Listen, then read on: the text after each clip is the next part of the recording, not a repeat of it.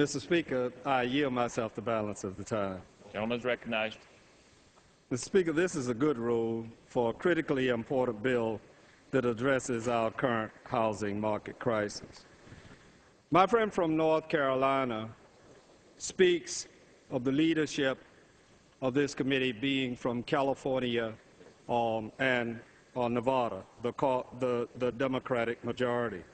It is true that Speaker Pelosi is from California, and it is true that Senator Harry Reid is from Nevada. But they are two people. There are other people in the leadership in the majority. Senator Durbin from Illinois, Mr. Clyburn from South Carolina, or Mr. Lawson from Connecticut, the distinguished majority leader, Steny Hoyer from Maryland.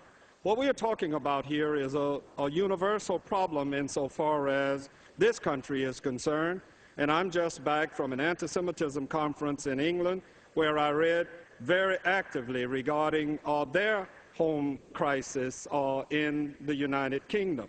We are also experiencing a whole global set of circumstances.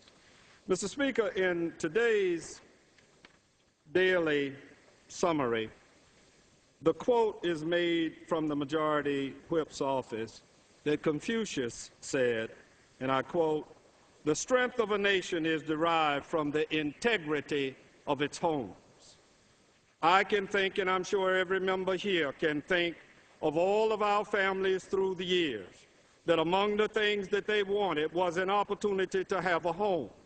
When my good friend from North Carolina speaks about returning to welfare, I didn't, when I was a boy, think that it was welfare after the Second World War, when the Federal Home Administration, old FHA, and the Veterans Administration built a monument to middle-class homes in this country, many of them still standing, many of them giving the foundation a safe and inhabitable environment for people to raise their children as a result of those particular programs. Followed by their successor, the Housing and Urban Development Department, I, as a young lawyer, participated in a variety of methods that gave low and moderate income families an opportunity to have a safe and inhabitable environment under programs such as 221D3, 221H, a variety of programs, rehabilitating properties, building homes for seniors, and giving everybody a chance.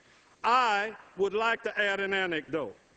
The value of my home in my neighborhood in Miramar, Florida, has decreased substantially. Other members in this body are experiencing the same thing. I have paid my mortgage for 11 years every month on time. If my home value decreases another 6%, I will have an upside-down or underwater mortgage, having done nothing but the right thing. But there are 7 of my neighbors that I know that are in foreclosure. And fortunately, our homeowners association is mindful of a need that we have to work together. This is a collective thrust, this piece of legislation. This is something to help us all. That's what Americans do. It is not a giveaway. It is not welfare when I look out for my neighbors and they look out for me. It is the potential to lay the foundation for us to get out of a crisis that is an enormous one for this entire nation. Nearly 6 million households in America face foreclosure. My state of Florida has the second highest foreclosure rate after California.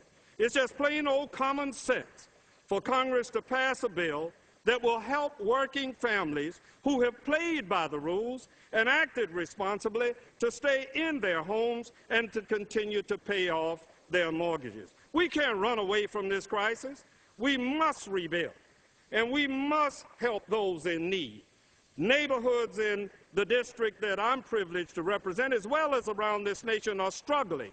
Homes are being foreclosed, and we have an opportunity to mitigate the destructive impact of these foreclosures on families and communities. I urge my colleagues so that we may support a bill that will give millions of Americans the opportunity to stay in their homes and not be forced out on the streets. In defense of some of the services in my district, The Ocwen Financial Services has been doing loan modifications on their own, and their return rate for foreclosures is substantially less than the norm. There just are some good ones out there. The credit unions and the community banks have been doing responsible lending. They did not take advantage of people who may not have known what they were doing or who should have known and took advantage of the system to buy homes that they should not have bought. It's just that simple. Mr. Speaker,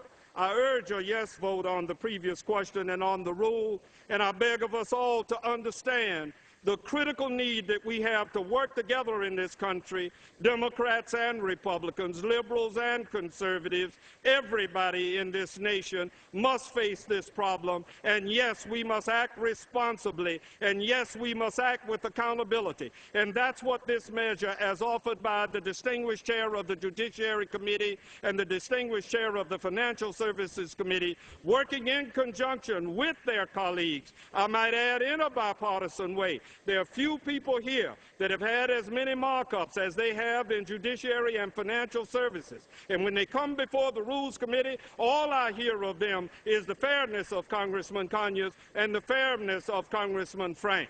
So to say that these measures are not bipartisan or that others are not being listened to is just absolutely wrong.